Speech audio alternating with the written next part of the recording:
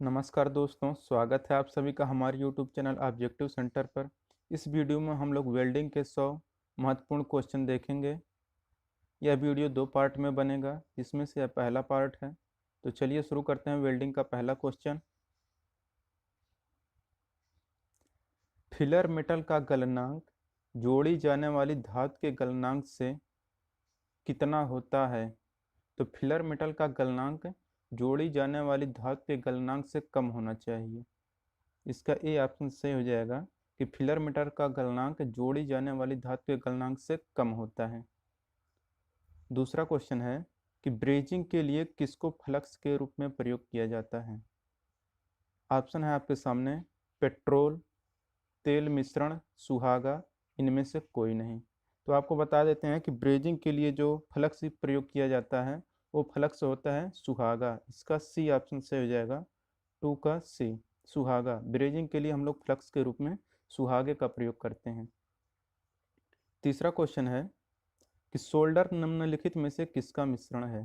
तो सोल्डर जो होता है ये बनता है मिलके पीबी और एसएन, यानी कि टिन। पीबी और एसएन का मिश्रण होता है, इसी को हम लोग सोल्डर बोलते हैं, यानी कि लेड और टिन।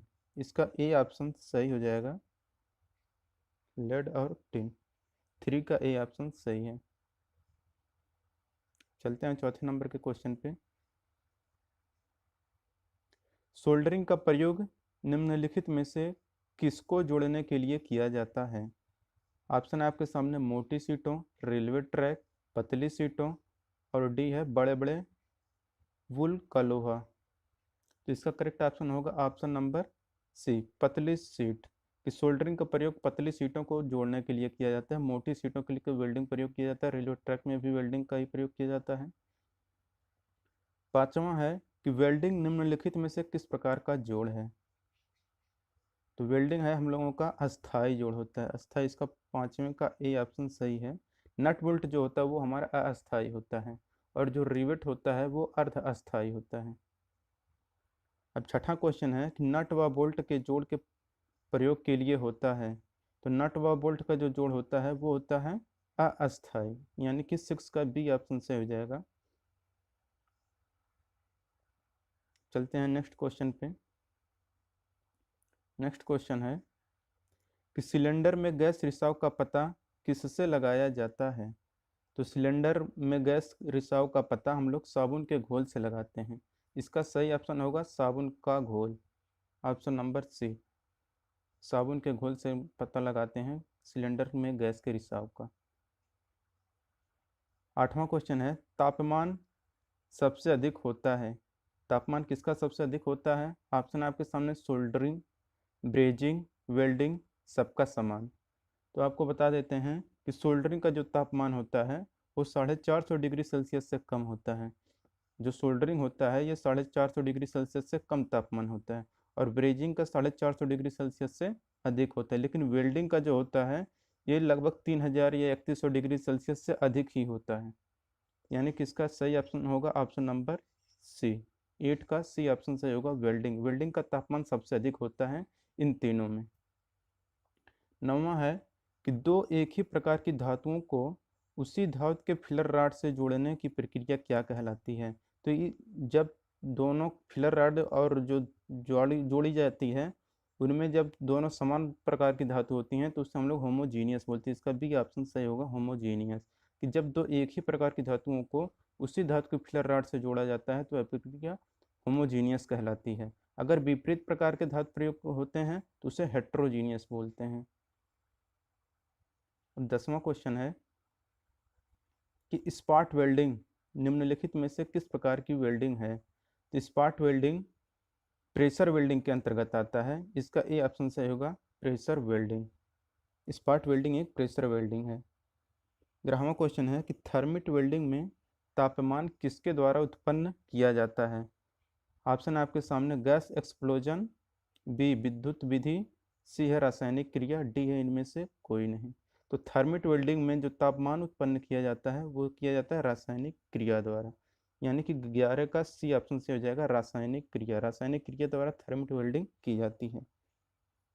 12 नंबर क्वेश्चन है कि टीआईजी वेल्डिंग में किस प्रकार के इलेक्ट्रोड का प्रयोग किया जाता है? ये तो नाम से ही पता होगा, अगर जिसको फुल फॉर्म इसका पता होगा, TIG मतलब tungsten inert gas welding. Tungsten इसमें है, टी से टंगस्टन, यानी कि इसका ए ऑप्शन से हो जाएगा 12 का A, tungsten. Tungsten inert gas welding में टंगस्टन का उपयोग किया जाता है। 13 नंबर क्वेश्चन है, निम्नलिखित में से किसमें फिलर मेटल की आवश्यकता कभी नहीं पड़ती है? आपके सामने ऑप्शन है फ्यूजन वेल्डिंग, बी है प्लास्टिक या प्रेशर वेल्डिंग, सी है उपयुक्त दोनों, डी इनमें से कोई नहीं। तो हम आपको बता देते हैं कि फिलर मेटल की आवश्यकता जिसमें नहीं पड़ती वो होता है प्लास्टिक या प्रेशर वेल्डिंग। इसका बी ऑप्शन सही होगा, इसमें दबाव की ज़रूरत पड़ती है, ना कि किसी फिलर मेटल की। 14 नंबर क्वेश्चन है, heat equal to voltage into current into time किसके लिए सत्य है?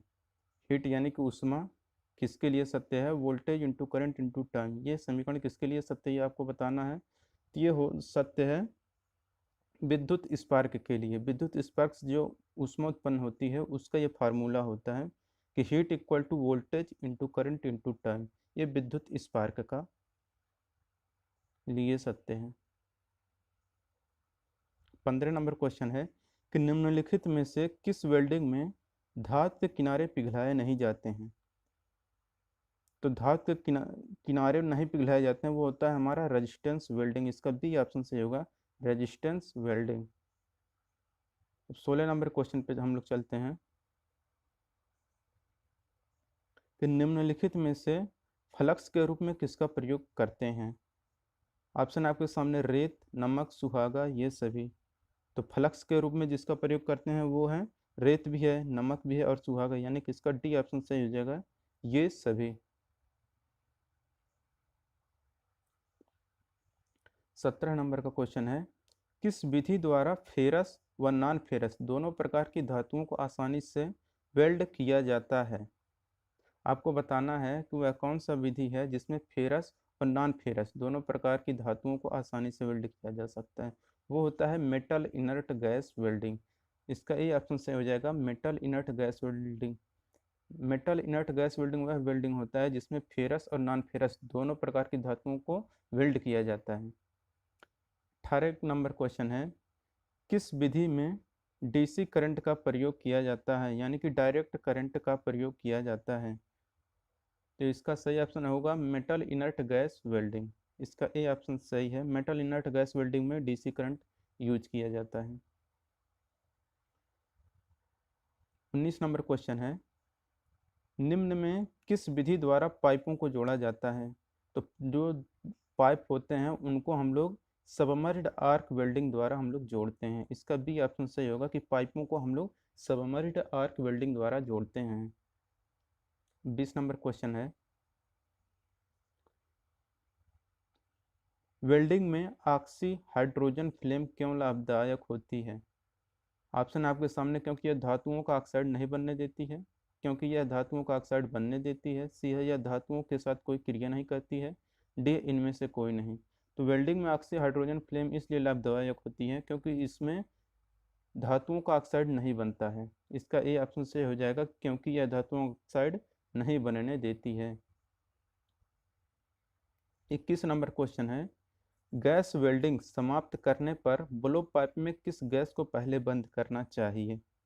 तो सबसे पहले आपको बता देते हैं कि ये जो गैस वेल्डिंग समाप्त होने पर सबसे पहले हम लोग बंद करते हैं ऑक्सीजन को। ऑक्सीजन सिलेंडर जो रहता है उसको हम लोग जहाँ से ऑक्सीजन आता है उसको पहले बंद कर देते हैं। गैस वेल्डिंग समाप्त करने पर ब्लो पाइप में सबसे पहले ऑक्सीजन गैस को बंद करते हैं। 22 नंबर का क्वेश्चन है कि ऑक्सीजन के सिलेंडर में गैस का दबाव कितना बार होता है? ऑक्सीजन के सिलेंडर में गैस का दबाव कितने बार होता है?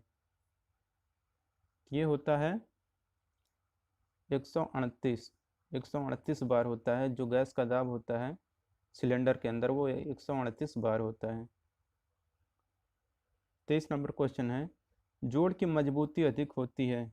ऑप्शन है आपके सामने सोल्डरिंग, वेल्डिंग, ब्रेजिंग और डी है उपरोक्त सभी। तो जोड़ की मजबूती सबसे अधिक होती है वेल्डिंग की, वेल्डिंग सबसे मजबूत होती है। इसका बी ऑप्शन सही हो जाएगा, 23 का बी ऑप्शन। 24 नंबर क्वेश्चन है, जब स्टील में कार्बन की मात्रा बढ़ती है तो स्टील का ज्वलनांक बढ़ जाता है, तब वेल्डिंग का तापमान क्या होगा? तो वेल्डिंग का तापमान क्या होगा? वो बढ़ जाएगा। इसका बी ऑप्शन सही होगा कि जब स्टील में कार्बन की मात्रा बढ़ती है तो स्टील का ज्वलनांक बढ़ जाता है, तब वेल्डिंग का तापमान भी बढ़ जाएगा। चलते हैं 25 नंबर के क्वेश्चन पे। 25 नंबर क्वेश्चन है, यदि कटिंग करते समय कटिंग ऑक्सीजन की मात्रा बढ़ा दें तो निम्न में से क्या प्रभाव पड़ेगा? ऑप्शन है आपके सामने, धातु ठंडी होगी, बी गैस की खपत अधिक होगी। तो इसमें यह दोनों क्रिया होगी कि धातु ठंडी भी होगी और गैस की खपत अधिक होगी, ये दोनों क्रिया होगी, यानी कि इसका सी ऑप्शन सही होगा, ए और बी दोनों। कि कटिंग करते समय कटिंग ऑक्सीजन की मात्रा अगर बढ़ा देते हैं तो धातु ठंडी होगी और गैस की खपत भी अधिक होगी। इसका सी ऑप्शन सही होगा, ए और बी दोनों। 26 नंबर का क्वेश्चन है, गैस कटिंग टार्च द्वारा धातुओं में सुराख करने की क्रिया को क्या कहते हैं? तो गैस कटिंग द्वारा अगर हम किसी धातु में अगर सुराख करते हैं तो उसको हम लोग बोलते हैं पियर्सिंग। तो इसका भी करेक्ट ऑप्शन होगा ऑप्शन नंबर डी, पियर्सिंग। कि गैस कटिंग द्वारा धातुओं में सुराख करने की क्रिया को हम लोग पियर्सिंग बोलते हैं। 27 नंबर क्वेश्चन है कि क्रोजन निम्न में किसका कारण होता है? क्रोजन किसके कारण होता है आपको यह बताना है। ऑप्शन है आपके सामने, दो पार्टों को स्लाइड करने से, बी है ऑक्सीजन और जल के से, और सी है ए और बी दोनों से, और डी है इनमें से कोई नहीं। तो इसका करेक्ट ऑप्शन होगा जो क्रोजन होता है वो ऑक्सीकरण और जल दोनों से होता है। इसका बी ऑप्शन सही होगा, ऑक्सीजन प्लस जल। 28 नंबर का क्वेश्चन है कि लेफ्ट वर्ड वेल्डिंग में फिलर रॉड ब्लो पाइप से कैसे चलाई जाती है? लेफ्ट वार्ड वेल्डिंग में फिलर रॉड ब्लो पाइप से कैसे चलाई जाती है? क्या चलाई जाती है? आगे आगे। इसका ही ऑप्शन सही होगा, आगे आगे। लेफ्ट वार्ड वेल्डिंग में फिलर रॉड ब्लो पाइप से आगे आगे चलाई जाती है। 29 नंबर क्वेश्चन है, ऑक्सीजन एसिटिलीन फ्लेम में महत्तम कितने फीदर हो सकता है? तो अधिकतम होता है 3 फीदर। इसका सी ऑप्शन सही होगा कि ऑक्सी एसिटिलीन फ्लेम जो होता है उसके मैक्सिमम 3 फीदर बन सकते हैं, और मैक्सिमम 3 बनते भी हैं। 30 नंबर क्वेश्चन है कि एथिलीन और ऑक्सीजन ये मिलकर कार्बन मोनोऑक्साइड बना रहे हैं, और एक क्या बनाएगा? तो C2H2 प्लस O2 ये मिलकर बना रहा है 2CO प्लस H2, यहाँ पे बनाएगा H2। तो इसका सी ऑप्शन सही होगा, H2। एथिलीन सॉरी एसिटिलीन और ऑक्सीजन ये दोनों मिलकर हाइड्रोजन बनाएंगे और कार्बन मोनोऑक्साइड बनाएंगे। इसका सी ऑप्शन सही होगा, हाइड्रोजन।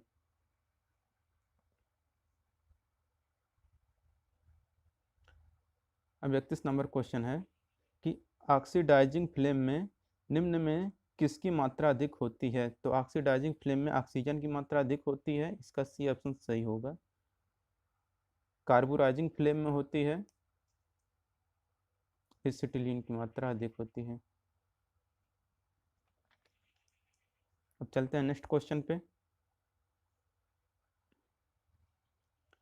लेफ्ट वर्ड वेल्डिंग में निम्न में से किस नाम से पुकारा जाता है? लेफ्ट वर्ड वेल्डिंग को किस अन्य नाम से और पुकारा जाता है?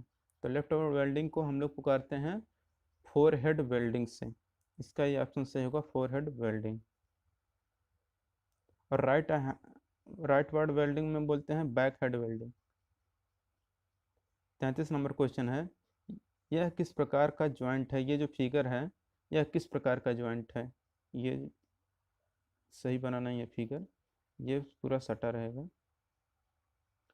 यह जो फिगर दिख रहा है आपको यह किस प्रकार का ज्वाइंट है आपको बताना, तो यह है बट ज्वाइंट। इसका ये ऑप्शन सही होगा, यह बट ज्वाइंट का फिगर है।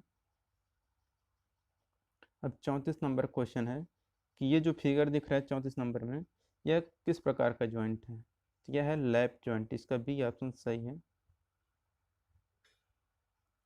35 नंबर क्वेश्चन है कि 35 नंबर क्वेश्चन जो फिगर है यह किस प्रकार का ज्वाइंट है? यह है कार्नर ज्वाइंट या सिरा जोड़। इसका डी ऑप्शन सही है, सिरा जोड़ या कार्नर ज्वाइंट। 36 नंबर क्वेश्चन है, किसके कारण धातुओं में जंग लगता है?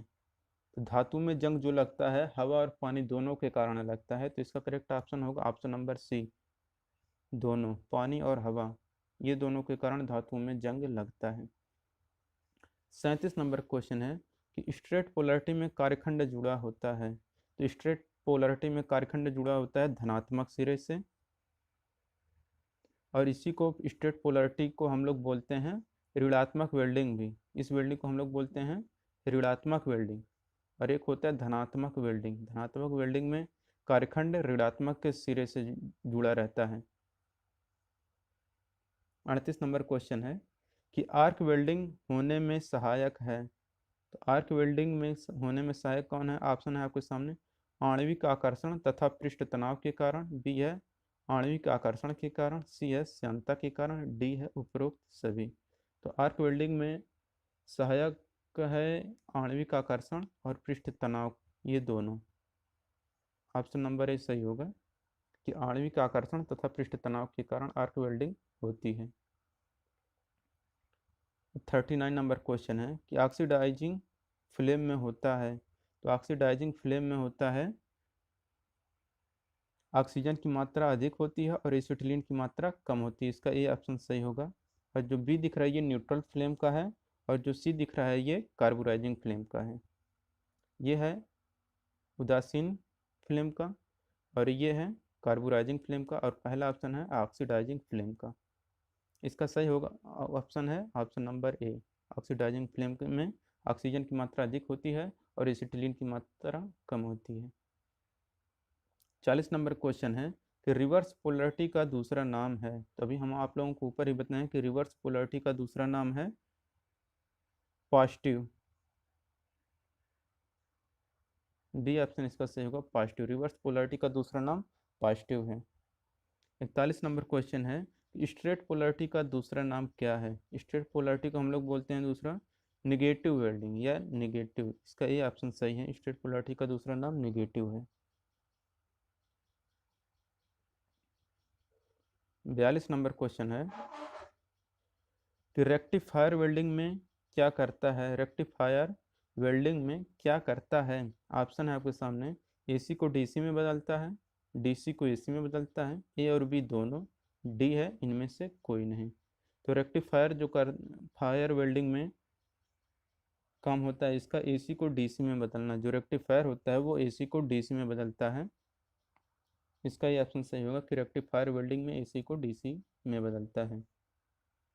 43 नंबर क्वेश्चन है कि निम्न में से फ्यूजन प्रक्रिया नहीं है, तो फ्यूजन प्रक्रिया रेजिस्टेंस वेल्डिंग नहीं है, इसका डी ऑप्शन सही होगा कि फ्यूजन प्रक्रिया नहीं है, वो है रेजिस्टेंस वेल्डिंग।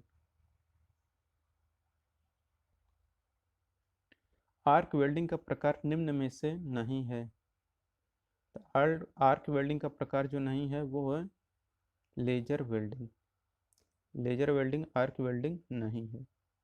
45 नंबर क्वेश्चन है कि निम्न में से किस सूत्र द्वारा प्रतिरोध वेल्डिंग में ऊष्मा उत्पन्न होती है? तो ऊष्मा जो उत्पन्न होती है वो होती है H equal to I square R T, इस फार्मूले से हीट उत्पन्न होती है, उसका फार्मूला होता है H equal to I square R T, तो इसका करेक्ट ऑप्शन होगा 45 नंबर का option number C, I square R T. 46 number question है कि वेल्डिंग में प्रयुक्त ऑक्सीजन के सिलेंडर का रंग क्या होता है? तो ऑक्सीजन सिलेंडर का रंग होता है काला, लाल होता है, एसिटिलीन सिलेंडर का रंग होता है लाल।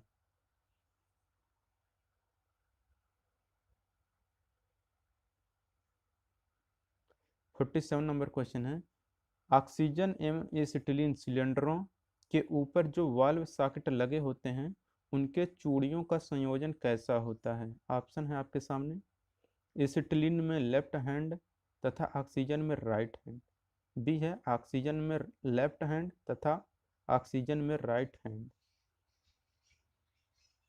सी है दोनों में लेफ्ट हैंड, डी है दोनों में राइट हैंड। तो आपको बता देते हैं, आपको इसको अगर रटना है तो आप इसको ऐसे फार्मूले से रट लीजिए, R O L E role. Right hand में जो रहेगा, राइट हैंड जो चूड़ी रहेगी वो रहेगा ऑक्सीजन सिलेंडर में, और जो लेफ्ट हैंड रहेगा वो रहेगा एसिटिलीन सिलेंडर में। तो इसका करेक्ट ऑप्शन होगा ऑक्सीजन एसिटिलीन सिलेंडर के ऊपर जो वाल्व लगे रहते हैं उनके चूड़ियों का संयोजन कैसा होता है कि एसिटिलीन में लेफ्ट हैंड और ऑक्सीजन में राइट हैंड।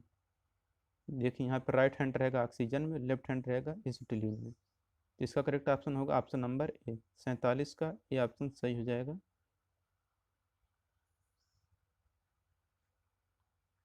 48 नंबर क्वेश्चन है सबसे अधिक प्रयोग किया जाता है, तो सबसे अधिक प्रयोग किया जाता है न्यूट्रल फ्लेम यानी कि न्यूट्रल ज्वाला। 48 का सी ऑप्शन से हो जाएगा।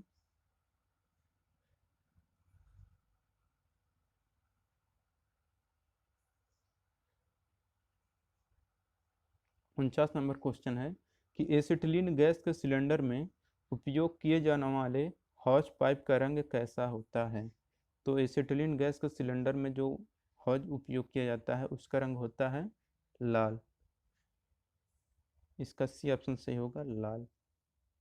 50 नंबर क्वेश्चन है गैस वेल्डिंग के दौरान बैक फायर या फ्लैश बैक से बचने के लिए सिलेंडर की चाबियां रखी जाती हैं। तो सिलेंडर की चाबियां रखी जाती हैं, सिलेंडर में लगी छोड़ देना चाहिए, सिलेंडर में लगा छोड़ देना चाहिए। इसका डी ऑप्शन सही होगा कि गैस वेल्डिंग के दौरान बैक फायर या फ्लैश बैक से बचने के लिए सिलेंडरों की चाबियां सिलेंडर में लगी छोड़ देनी चाहिए। दोस्तों अगर हमारे ये वीडियो आपको पसंद आया हो तो वीडियो को लाइक करिए, कमेंट करिए, और ये वीडियो अच्छा लगा हो तो शेयर करिए, और हमारा नेक्स्ट वीडियो ज़रूर देखें। Thank you.